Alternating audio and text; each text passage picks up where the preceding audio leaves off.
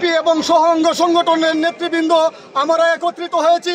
আমাদের এই মানববন্ধনের একটাই কারণ, আমাদের বাটি বাংলা সিংহ পুরুষ, আমাদের সাবেক সফল স্বরাষ্ট্র প্রতিমন্ত্রী এবং আমাদের নয়নের মণি, যাকে ভারতের প্ররোচনায় কুবুদ্ধিতে এই শেখ হাসিনা অবৈধ সরকার উনাকে কিন্তু কারাগারে রেখেছেন দীর্ঘ 17 বছর যাবৎ।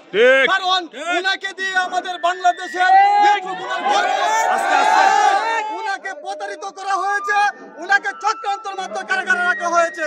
তা আমাদের নেত্রকোনাবাসীর একটাই আবেদন, বাবর সাহেবকে কারামুক্ত করব, উনাকে কারাগার থেকে মুক্ত করে আমাদের উন্নয়নের জন্য আবার ফিরিয়ে আনবো এবং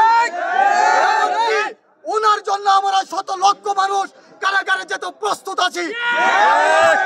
আমরা বাবর সাহেবের জন্য জীবন দিতে রাজি আছি। আমাদের প্রাণের নেতা, আমাদের জানের নেতা, আমরা উনাকে চাই আমাদের মধ্যে ফিরে পেতে।